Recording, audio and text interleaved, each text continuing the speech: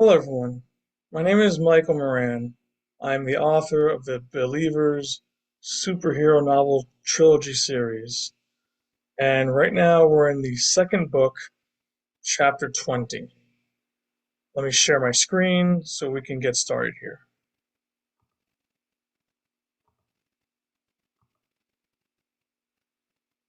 Okay, chapter 20. Where is Dr. Diaz? Welcome to my heavenly abode, Dr. Diaz. Who are you, and what do you want with me? Information, of course. You are a professor after all. I only help my students. I won't tell you a thing. Come on, doctor, don't lie to me. You help far more people than your students. They call themselves believers, right? I'm not saying another word, so stop wasting your breath. Doctor, I'm giving you a chance to take the easy way out. Don't make me hurt you. Nothing you can do will change my mind. I am loyal to the believers. They will hunt you down for this, Dr. Diaz concluded. Poor doctor, you have no idea how much pain you're about to experience. I could easily control your mind and force you to tell me, but I've learned a new trick that's much more fun. A masked villain, wearing a shredded police coat, spread his arms outward and began charging up his hands with dark energy. He was smiling with a menacing glare. Dr. Diaz tried to struggle, but he was tied down to a chair, and Inferno stood behind him. Inferno placed his red-hot hands around the doctor's neck, holding him still and ready to sear his skin if he struggled too much.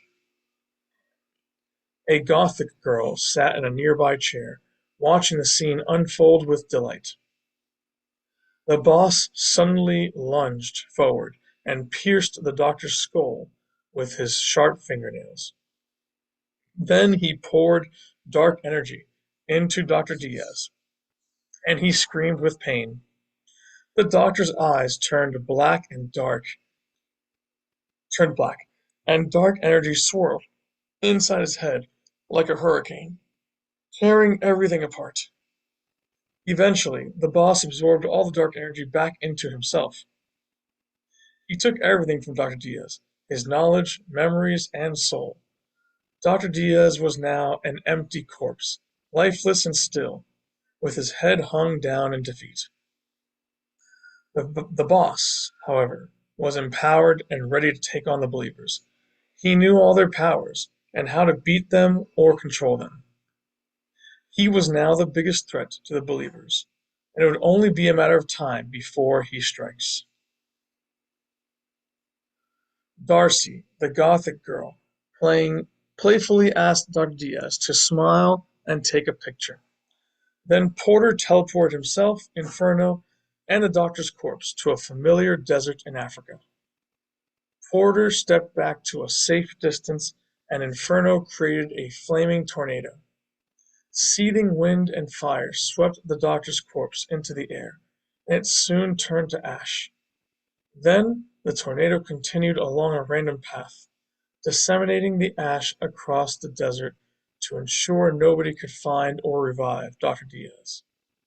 Inferno smiled, feeling satisfied with his work, and Porter teleported himself and Inferno back to the boss's apartment. Are you kidding me? How did Dr. Diaz get kidnapped? Jerry yelled on the phone. Dr. Diaz likes to be independent and drive on his own. He prefers to keep his life low-key and private. He never wanted FBI protection or an escort. He also thought he didn't need it, so we respected his wishes. The villains abducted him while he was driving, Agent X answered. First Leah, and now Dr. Diaz? This is insane. I know, Jerry. It's been a crazy week, but we're doing everything we can to find the doctor. That's not good enough. The whole situation is a mess. We're trying our best, but this Porter villain is out of control, and he's always 10 steps ahead of us. We have no way of tracking him when he teleports because he can go anywhere instantly. We're trying to find him with satellites and spies, but it could take a while. This conversation is going nowhere. I'll save him myself. Jerry angrily screamed as he hung up the phone and thrust it into his pocket. Cynthia overheard the phone conversation and felt Jerry's pain. He was angry, frustrated, and confused, wondering what to do next. She was also sad that Dr. Diaz had been kidnapped. He was her college professor and a good friend. Cynthia wasn't ready for this kind of news. Losing Leah and Dr. Diaz back to back was too much for her to handle, and she cried. She felt cold and powerless on that snow mountain, unable to save Leah nor Dr. Diaz. Jerry snapped out of his daze and hugged Cynthia tightly. She couldn't speak and her tears poured out, falling down her cheeks and onto Jerry's shoulder. She hadn't mourned like this since her father left her family years ago. As Jerry hugged Cynthia, he felt her deep sorrow and accidentally tapped into her memories. He saw Dr. Diaz teaching a class, and Cynthia was sitting at the front eagerly taking notes. Dr. Diaz was explaining something while pointing at a patient's medical record on the board. Then Cynthia raised her hand and walked up to the front of the classroom. She answered a question about the medical record and provided a diagnosis of the patient's illness. She was correct, and Dr. Diaz congratulated her.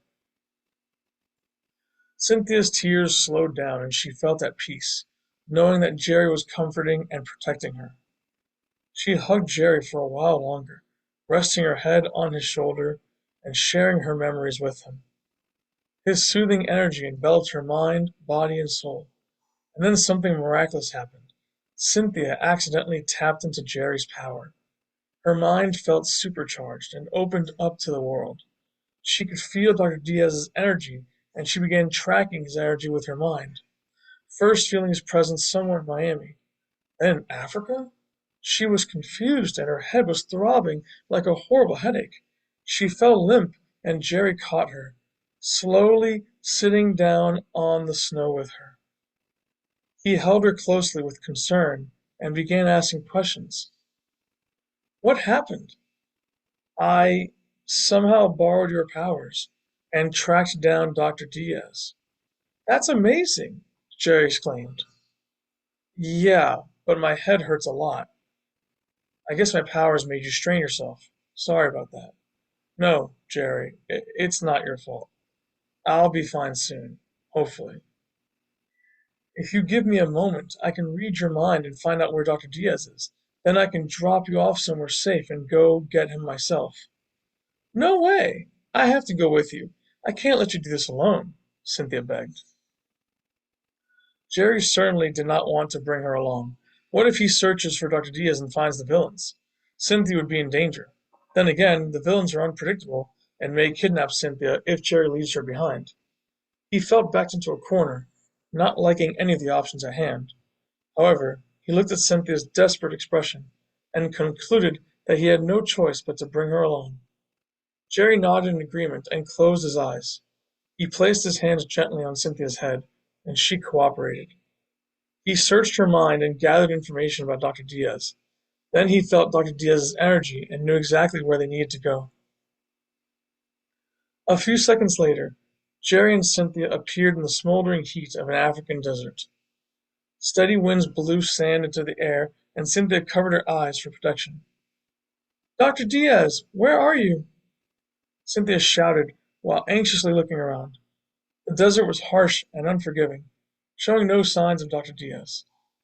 Jerry felt Dr. Diaz's energy everywhere, but could not find him. It felt as if he were shattered into 1,000 pieces and spread throughout the desert. Jerry feared the worst, but could not tell Cynthia. Instead, he offered another idea. There's one more place we can go. According to what I saw in your mind, Dr. Diaz's energy also appeared back in Miami, and I can take us there. Of course. It made sense to come here since this was his last location, but maybe the villains tricked us. Maybe Dr. Diaz is back in Miami. Let's go, Jerry. Cynthia, Jerry clenched his fist, already accepting that Dr. Diaz might be dead, but felt it was important to see this through to the end. He closed his eyes and held Cynthia close to his chest, Then he concentrated, and they disappeared in a flash. They reappeared inside an apartment. The window curtains were closed, but a few rays of light shined into the room and revealed disturbing items. There were plaques, trophies, ribbons, and pictures from Chief Grimes' police department. However, they were all slashed, cracked, or disfigured. Jerry figured that whoever owned this apartment used to be a policeman, but maybe hates the police now and wants revenge. Cynthia still had some of Jerry's energy flowing inside her, so she tried using his powers to sense Dr. Diaz inside the apartment. Suddenly, Cynthia's mind throbbed with pain, and she saw an awful image. Dr. Diaz being tortured by a masked villain. He was screaming in agony, and Cynthia shrieked with fear and sadness. Jerry rushed over to her and asked if she was okay. I tried using your powers again. I saw Dr. Diaz. He was suffering. Cynthia, you have to stop using my powers. You're going to get seriously hurt. I spent years mastering my powers, but you haven't, and I don't want anything bad to happen to you. I'm sorry, but I had to know. You already knew, didn't you? He's gone. But why? Cynthia asked and began to cry again. She couldn't fathom why villains would kill such a nice, hard-working man. Jerry was worried about Cynthia, and he still did not know who this villain was, even though they were standing in his apartment. He tried looking around and soon focused on a revealing picture, a familiar man standing next to Chief Grimes. Jerry's eyes widened, and he suddenly knew who the apartment might belong to. Suddenly, the front door opened, and 4 people stepped inside. Darcy, Porter, Inferno, and a masked villain. Jerry shouted, "We know you killed Dr. Diaz. Show yourself." The boss grinned and announced, "We've been exposed. Do it, boys." Porter touched both Darcy and the boss, and they teleported away. Inferno stayed behind and began charging up a lethal amount of energy. He was quickly boiling up like a bomb, getting ready to explode, and Jerry wanted to stop him. Many people in the apartment building could die if Inferno unleashed all his energy. However, Cynthia was here, and Jerry refused to risk her life. What if he tried to stop Inferno and failed? Jerry might survive the blast, but Cynthia wouldn't. Once again, Jerry made a tough decision and teleported away with Cynthia to safety. But he feared the explosion and worried about innocent victims in the apartment building. They appeared inside the FBI training facility. Megafist and Blake were training together, but they stopped when Jerry and Cynthia arrived. They all gathered and had a quick conversation. "Yo, Jerry, what's going on?" Blake asked. "Not enough time. I gotta go back." "Want me to come with you?" Megafist asked. Jerry quickly analyzed the situation and realized Megafist could be a big help, so he answered, "Yes. Grab onto me. Blake, stay here and watch over Cynthia." Megafist followed orders, and Cynthia shouted, "Be careful, guys." After Jerry and Megafist teleported away, Cynthia collapsed onto her knees with regret. Blake knelt down next to her and asked if she was okay, but Cynthia looked down in shame and said, "This was all my fault.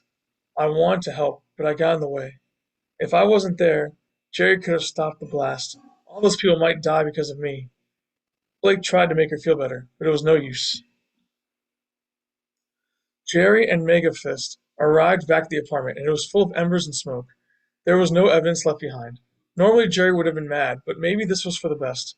These villains had proven themselves to be very dangerous, so finding clues and getting close to them may put his family and friends at risk. For now, he wanted to focus on being a hero, not hunting down criminals for vengeance. Jerry and Megafist looked around and quickly realized that the entire apartment building was on fire, and many injured people needed help. They stayed together and worked as a team. Jerry transformed into a futuristic firefighter, wearing a red hazard suit with 2 yellow water tanks on his back and gray fire hoses spiraling up his arms and hands. He blasted water everywhere, putting out fires and opening safe pathways to move around. There were many people stuck under fallen debris and trapped in corners or rooms with no windows. Megafist used his super strength to lift heavy debris, break through walls, and carry victims out to safety. Firefighters and paramedics arrived outside and helped as well. They hurriedly set up a large tarp, like a trampoline, to catch victims. Megafist went around the apartment building, finding people and safely tossing them onto the firefighters' tarp. Together, they all succeeded in saving lives and minimized damage on the scene. Some people died, but many survived, and it could have been worse. When Jerry and Megafist returned to the FBI training facility, Cynthia looked over with sad and hopeful eyes. Jerry ran over, hugged her, and reassured her that they saved the day. She felt relieved, and Blake asked a slew of questions. How'd it go? Awesome. I flexed my muscles and did all the heavy lifting, Megafist bragged. Nice, bro, Blake exclaimed and gave him a fist bump. What about you, Jerry? Jerry was busy with Cynthia, so Megafist took advantage and answered. He shot his tiny water guns and put out fires, while I carried out all the victims. I was the MVP superhero. Is he for real? Blake asked. Jerry looked over and replied, Yep, Megavist did a great job, but so did Cynthia. If it wasn't for her, we would have never found the bad guy's hideout. She somehow used my powers. It was way cool. Cynthia smiled, feeling happy that Jerry acknowledged her. Then she said, I wish we had more time, though. Maybe we could have figured out who the masked villain was. Don't worry, I think I have an idea who it is, Jerry replied confidently. Really? Who is it? Cynthia questioned with surprise. Jerry was about to answer her, but his cell phone rang. It was Agent X. Jerry walked away for privacy and they talked on the phone for a while, exchanging information about the day's events. Agent X praised Jerry and his friends for a job well done. He promised to have his FBI agents work round the clock to find the masked villain and his henchmen. Eventually, everyone agreed to go home, shower, and sleep. They decided to reconvene tomorrow for training and further discussion with all believers present. And that's it. That's the end of chapter 20. I hope you all enjoyed it. That was very challenging for me because I've had a very tough day. But I love you all. I'll continue working hard and do the best I can for you and my family and friends. Thank you all. Have a good one. Have a good day.